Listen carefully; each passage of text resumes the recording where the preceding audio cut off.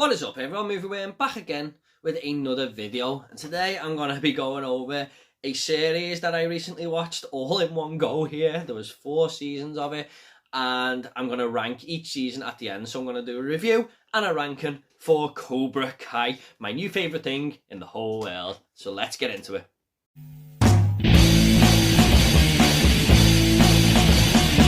Cobra Kai stars William Zabka and Ralph Macchio and tells the story of the aftermath of the Karate Kid movies almost 40 years later, and how the characters are going about their lives with a true rivalry heating up more than ever. Now, I was very late to the original Karate Kid film. I only watched it for the first time a couple of years ago, and I enjoyed it. Despite loving a lot of 80s films, I just thought, yeah, that was a good movie. I had no desire really to watch the Karate Kid Part 2, Part 3, 4. I have seen the remake with Jaden Smith in, but when I heard about this show, I was like, oh, I don't know, something that's based on something that I just thought was okay. But then it started to gain a lot of popularity, a lot of talk, people just loving it. So over Christmas, I decided to just watch this show. I watched 1 episode and the rest is history. I watched them all so quickly and I just feel like I had to come on here and talk about it because honestly, Cobra Kai is one of the greatest TV shows I have ever seen in my life. It's a very interesting take on the series straight away. Johnny Lawrence, who was made out to be the villain in the original film, is actually the main protagonist in this one. Now, it does start to share screen time with Danny Russo as the series goes on, but there is a video out there on YouTube that is very, very popular before this series even come out, explaining why Danny Russo was really the bad guy in the Karate Kid film, because he instigated a lot of the trouble between the two, and it just shows that there are 2 sides to every story. The video kind of blew my mind actually. So the creators wanted to take this idea and make it into a TV show, and there we have the birth of Cobra Kai. I never quite remember a series that hooked me as much as this, with 30-minute episodes that are just so easy to watch, all left on these massive cliffhangers, and characters that you invest yourself in so much. There's so many great ones here. The Valley just being a great location with these sun-drenched, this sun-drenched town here. I just couldn't get enough of it. I loved spending my time in this world, and you swear you're going to watch just one more, and by the end of it, before you know it, you're watching another. Now, at its heart, this is a story about a big rivalry, Johnny and Danny Russo. Now, even though I did not like Danny Russo at the start of this, you do grow and attach yourself to him, and it's just really good to have these 2 main protagonists. But I didn't realise how much I would adore the character of Johnny Lawrence. I can't quite remember a character who I just wanted to succeed so much in life. He's down on his luck and suddenly finds a spark very early on in creating a dojo for some kids that just want to learn to fight. Everything from here is a journey with his students, his nemesis Daniel, and the battles he must overcome, as well as the small victories that mean everything to him. This guy is my new on-screen hero, and one of the greatest TV characters of all time, in my opinion. But going back to Daniel as well, the show is great at showing you from these both sets of eyes, and you kind of just want both of them to settle aside their differences and come together and be friends, because they're just so very likeable characters, and they share a lot of the same traits, even though they are the biggest of rivals. But it also is what makes the show so great on the other hand. You can just feel so much tension when these 2 are on screen together, and that is where some of the show's best moments do occur, when these 2 are just going back and forth at it with each other. Added to that are simply a ton of lovable other characters here too that you get so invested in. Students at different dojos who have their own personal issues with each other and unique fighting styles to try and take each other on. Great storylines and arcs, relationships they are all getting involved in, and even if they are good or bad, you can't help but latch on to nearly every one of them in some form. The show is very careful with the path it starts to set out for them, especially later in the series. Now, that does bring me to the writing here, and I've got to admit, For the first couple of seasons especially, this just felt like a very simple show that didn't try too much. It just wanted to have fun, and it kind of felt like the creators were hoping to get a green light after series 1 and 2, because this did start on YouTube until Netflix took it over there. But you do realise later on how geniusly written this show is, especially in seasons 3 and 4. I mean, by the end of season 4, I was just like, whoa, I didn't see that coming, because little tiny details that you just would shrug off early on in the show can all come together at the end, and it just amazes me how well written this show actually is. Now, although all of that is great, it still carries this very cheesy tone that the 80s would be proud of here. What I love about this is basically this is just karate dojos who are mainly for under 18s competing with one another, and that's not something you really hear of in your hometown unless you're fully invested in that side of things. Like, I don't know who all the best amateur boxers are in Liverpool who are under 18. It's not something I really follow or anything, but here it just sort of takes over the whole of the valley, and it's like feels like the most important thing in the entire world with all these characters. Now, it can affect so many people's lives, whether people win or lose. There is trouble brewing all over the place because of these dojos going at it with each other. And when you look at it from the outside, you think, really? But it just makes so much sense in the show. I also love how much motivation this sort of gives you to maybe like go and punch some pads or something, or go on a run, because all these characters are getting fit in the program and they're just kicking ass, and it makes you want to do it as a viewer as well. It's only really other great sports films or, you know, the Rocky movies that make you feel this way, but Cobra Kai is also in that category as well. Like every great TV show as well, Cobra Kai has so many memorable moments. I mean, if I'd done a top 10 Cobra Kai moments video, I would struggle to come up with just 10.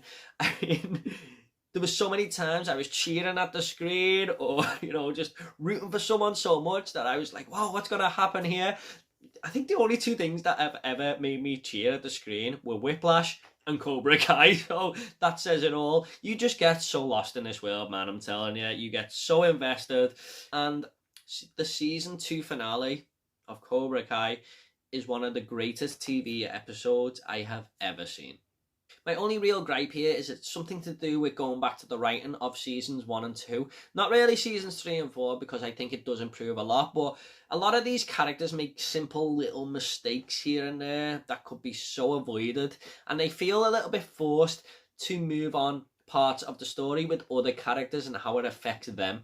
But on the other hand, it sort of makes up for it as well, because you realise that these characters are learning the way of life as well as learning karate at the same time, which is also helping them overcome their little past failures, if you like. But like I said, it's really only season 1 and 2. I do think it improves a hell of a lot on the way. Look, this show blew me away. It was just an amazing experience, and it just shows what can be done with other projects out there, you know, just little spin-off TV shows of movies that are already out there, expanding their universes as well, because this was just such a simple but genius idea, and I just feel like this could be done a hell of a lot more with other projects. I'm just going to go ahead and rate this series now. I'm going to give Cobra Kai, for now, a 9 out of 10. Now, this has the potential to go up to a 9.5 or even a 10 when the entire series comes to a close, but we're at the end of season 4 right now at this time of filming, and I feel like the show is just warming up. I mean, I can't wait for season 5. The other day I came home after finishing it and I just went, oh, no more Cobra Kai to watch, and I just can't bring myself to watch anything else at the minute. I just want this world back, so I can't wait for season 5 and see the entire series draw to a close. I think we've got another 3 seasons at least coming, so plenty more Cobra Kai to look forward to. Okay guys, that brings me on to my Cobra Kai 4 season ranking. Now, I'm going to talk spoilers here because I just want to pick out some great moments from each season and talk about maybe 1 or 2 of the endings here, so bear that in mind if you haven't seen this show. I am going to talk spoilers from this point on, and I'm also just wanting to say that there is hardly anything in these seasons. Nearly all of them were as good as each other. This was a really hard ranking to do, even though there was only 4 seasons. So just let you know, I virtually love these all as much as each other, but there are just little things here and there that I do prefer in some of the seasons over the others. So let's get into it with the 4th place. First up is going to be season 3. Now, the main reason I put this one last is just because of the middle there. Because Daniel goes to Japan because his company's in turmoil. He's been spending way too much time in the dojo and he needs it saving. And he goes to strike a deal, basically. And I just feel like that part was a little bit dull at times. It just slowed down the momentum of the series for a couple of episodes there. But I do think this had a lot of great stuff going for it. I really liked the backstory with Kreese and how he went to Vietnam and how he became the person he is. I thought that was great. All in flashbacks. It was a really interesting story. I also really loved where Johnny and Daniel teaming up to find Robbie, who's gone on the run after the season 2 finale. And one of my favourite moments of the show was when Johnny Lawrence jumped in Daniel's car and he went, "Don't you dare scratch this, I mean it." And then next minute you just see Johnny skidding around his corner with this rock music on and stuff. And it also had a really good finale. Not on par with season 2 finale, but Hawk coming to the other side and going back to what he was before he turned really bad was a great moment as well. So in 4th place is season 3. Next up, we have season 1. Now, this is where the great premise happened, and it puts the shoe on the other foot of you being in Johnny Lawrence's shoes instead of Daniel Russo's, and they make Daniel Russo to be a little bit of an arsehole at the start. And I just got so invested in the character of Johnny here. This is where I fell in love with the guy. Yeah, I mean, this is one of the more simple seasons. In fact, it's probably the most simple season. It feels like they had this idea and just ran with it here and seeing how it panned out. But I love the way Johnny and Daniel's rivalry heats up with Daniel starting to train Johnny's son, who Johnny's son doesn't want to know him. He's kind of this kid who's just going out robbing things and stuff until Daniel takes him on his wing. And I think it's got a good finale in the karate championships with Miguel and Robbie taking each other on, trained by Johnny and Daniel. So that brings the rivalry even up more. And Miguel is a great character as well. I mean, he's someone who you really get behind. He's sort of the third protagonist, if you like, and one that you relate to for the younger generation. He's sort of at school getting bullied until, Johnny comes and beats up all these bullies, and Miguel says, "Please learn me how to fight" and stuff, and then Miguel takes on the bullies in school when they're picking on him, and that's a great moment when he just kicks their ass, and everyone is rooting for Miguel, and Miguel becomes the most popular kid at the school. So I like season 1. Like I said, just a little bit more simplified there, but this is where Cobra Kai was born. So 3rd place is season 1.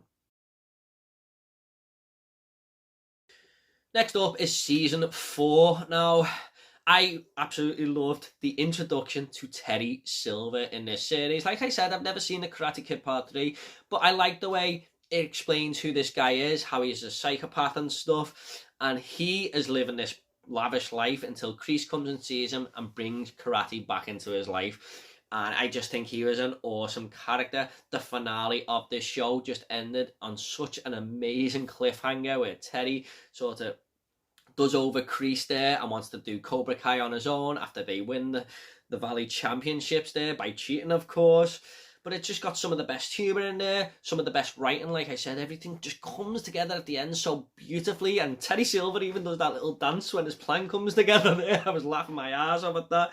Johnny and Daniel joining forces was interesting as well, because even though I love their rivalry, as the show goes on, I was sort of wanting them to just put their differences aside. And it doesn't quite work for a lot of the show, but by the end, it sort of does make a lot more sense. And when another great moment in this show, in this series, is when Daniel Russo's daughter, Samantha, looks at her dad because it's not quite working, but she's also been trained by Johnny, and in the Hill Valley, the Valley Championship, Hill Valley, that's Back to the Future, the All Valley Championship, she looks at her dad, and her dad's just like, "Yeah, okay," and then she turned around and looks at Johnny, and Johnny just gives her the nod, and she just goes and kicks ass. That is amazing. I love that moment. So season 4 is great, and it's just left me wanting so much more. But the writing is why it really came here at second place, where everything just comes together, with Stingray and stuff.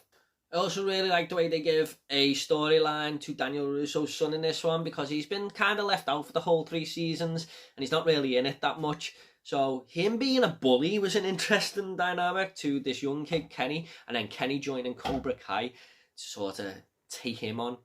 It's going to be interesting in season 5, I think, because Kenny says look out in high school to Daniel Russo's son there. So that was another great piece of this season. So in second place is season 4.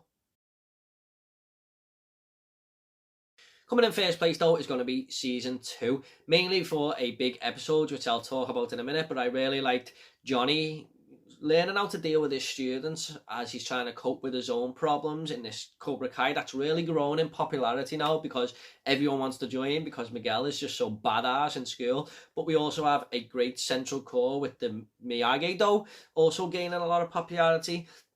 And that is a big part of this story with Cobra Kai and Miyagi-Do, basically, and intensifies the rivalry between Danny and Johnny. I also really thought Kreese was a great introduction. He comes in at the end of season 1, and Johnny sort of trusting him again. You didn't quite know which way that was going to go there. Dimitri joining Miyagi-Do, who's one of my favourite characters in the show. He can't fight for shit, and he joins, and you really do believe Danny is going to, lead him to be a great fighter there. But the main reason is the fight at the end in the high school. The greatest, finale in the whole of these series for me. I absolutely couldn't take my eyes off it. I love the way the fights are choreographed. In the entire series, by the way, which is something I never mentioned, but here you do see it at its best. Dimitri just kicking Hawk right through that glass cabinet there. It was awesome. The two little nerds fighting with each other who kind of looked the same, and then the teacher just pulling them away like they were nothing. The teachers were getting hit in this. Miguel sort of showing Robbie mercy, and then Robbie kicks him over the banister and breaks his back. Tori just going absolutely shit crazy, looking for Samantha around the school on the speakers there. It was a great, great episode of TV. And by the way, quick mention to Stingray, who wins that little forest fight there by hiding in them bushes. That was a great moment as well. Season 2 is awesome, and it comes in at number 1. Okay guys, hope you all enjoyed this review and ranking of Cobra Kai. Are you a fan of this series? If not, and you've watched this, you gotta watch it. Honestly, trust me, it's one of the best TV shows I've ever seen. You will have so much fun. But what do you think of Cobra Kai? Do you agree with my ranking? Do you agree with my review? Leave it down below and I'll reply to every single one of you, I promise. Take it all easy, guys. I'll see you all in the next video.